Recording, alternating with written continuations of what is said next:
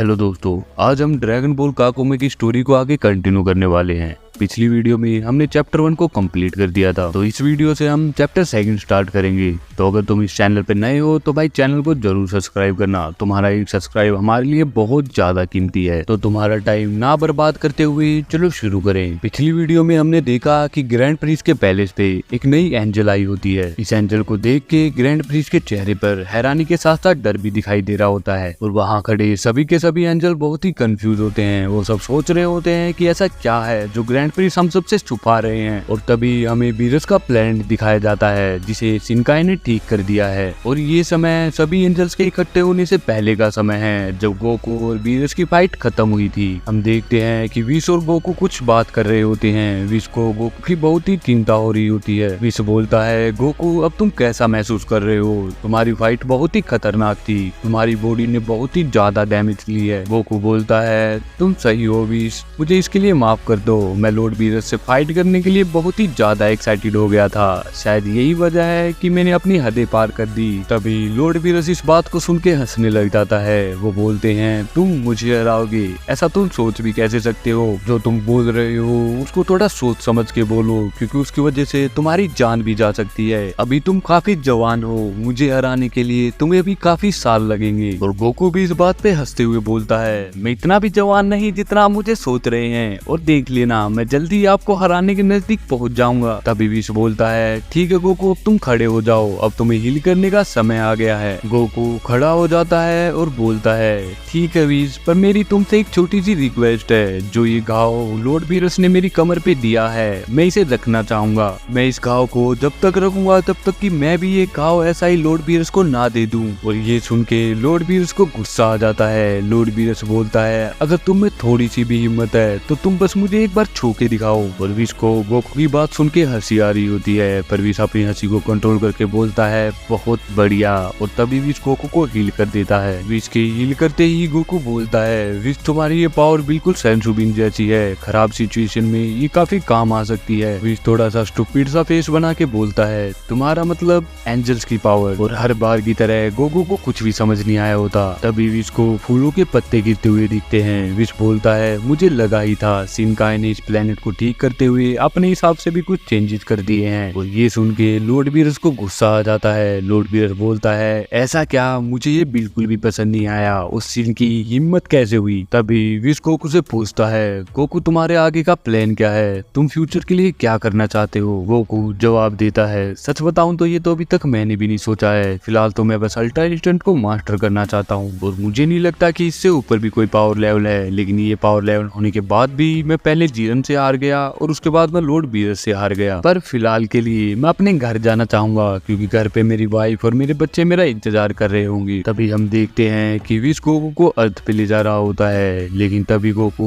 उतावला होकर विश से पूछता है, विश तुमने तो मुझे ये बताया नहीं कि तुम्हारे फ्यूचर के क्या प्लान है? और विश गोकू की बात का कोई भी जवाब नहीं देता। विश किसी चीज को लेके बहुत ही सीरियस होता है। विश बोलता है, अभी मुझे कहीं जाके कुछ चेक करना है, मुझे किसी चीज को लेके बहुत ही बुरी फीलिंग आ रही है। और ये सुन के गोकू भी बहुत सीरियस हो जाता है। गोकू बोलता है, क्या दुनिया में ऐसी भी चीज है जो तुम्हें चिंता में डाल सकती है विश? विश बोलता है, मुझे किसी की प्रेजेंस महसूस हो रही है, और ये प्रेजेंस काफी नहीं है, मैंने आज से पहले इसे कभी भी महसूस नहीं किया है। मुझे ऐसा लग रहा है जैसे बहुत सारी ताकत, बहुत सारा फोर्स एक ही जगह पे इकट्ठा हो गए हो, जो पहले वहाँ नहीं था। और ये सुन के गोकू समझ जाता है कि कोई ना कोई प्रॉब्लम तो जरूर है, वरना विश कभी भी इतना सीरियस नहीं होता। गोकू विश की हेल्प करना चाह रहा होता है। गोकू बोलता है, विश इसे मुझे संभालने दो। वो ये बोलते समय गोकू विश की कमर से हाथ हटा के उसके कंधे पर रख देता है। लेकिन विश को ये बिल्कुल भी पसंद नहीं आता। विश गोकू को बहुत ही सीरियस होकर बोलता है, अपना हाथ हटाओ। पर गोकू विश के कंधे से हाथ हटाने की जगह उसके कंधे को पकड़ लेता है। और ये देख के विश को बहुत ही ज्यादा गुस्सा आ जाता है। विश एक बार फिर से गोकू को बहुत ही गुस्से में बोलता है, इसे हटाओ। पर गोकू विश के कंधे से हाथ हटाने की जगह उसके कंधे को को और भी जोर से पकड़ लेता है और तभी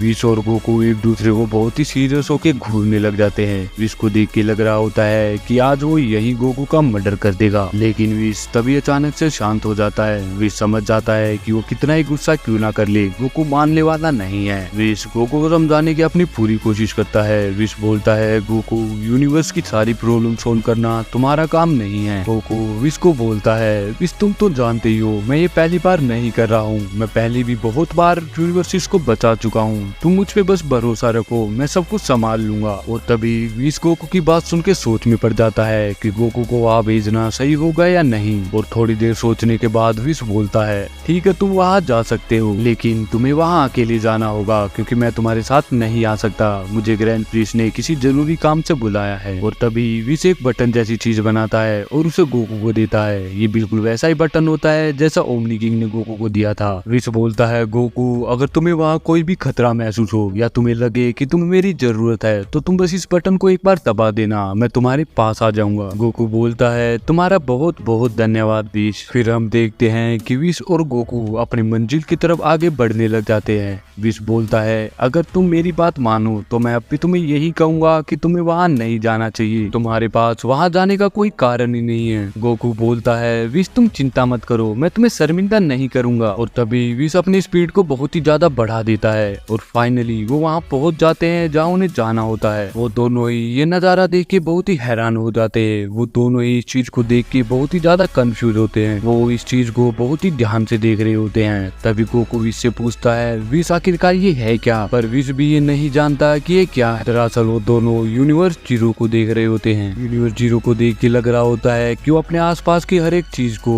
अपने अंदर खींच रहा है, यहाँ तक कि लाइट को भी, बिल्कुल एक ब्लैक होल की तरह। और तभी हमारी पहले वाली स्टोरी वापस कंटिन्यू होने लग जाती है, जहाँ एक नई एंजल ग्रैंड प्रिंस के पैलेस पे आई होती है और वो ग्रैंड प्रिंस को भला बुरा बोल रही होती है। वो एंजल बोलती है, मैंने तुम सबको कभी भी नहीं छोड़ा था, मैं तुम्हें बताते हुए इस धोखेबाज के बारे में, इसकी वजह से लाखों करोड़ों लोगों की जान चली गई। ये अपने आप को ओमनी किंग के लेवल का समझता है। ग्रैंड प्रिंस को ये सब सुन के बहुत ही गुस्सा आ जाता है। ग्रैंड प्रिंस बोलता है, बस अब बहुत हो चुका। ग्रैंड प्रिंस गुस्से में अपनी जगह पे खड़ा हो जाता है। ग्रैंड प्रिंस की बॉडी से बहुत ही खतरनाक एनर्जी का ऑरा निकल रहा होता है। ग्रैंड प्रिंस की एनर्जी का ऑरा इतना ज्यादा होता है कि वहाँ खड़े सभी के सभी एंजल्स ठीक से खड़े भी नहीं हो पा रहे होते। पर उस नई एंजल को ग्रैंड प्रिंस की ताकत से बिल्कुल भी फर्क नहीं पड़ रहा होता। वहाँ खड़े सभी के सभी एंजल बहुत ही चिंता में होते हैं। वो सब बोलते हैं, फादर आपको बताना ही होगा ये सब आखिर चल क्या रहा है, और ये एंजल जैसे दिखने वाली औरत ये है कौन? ग्रैंड प्रिंस बोलता है, ये औरत एक एंजल ही है,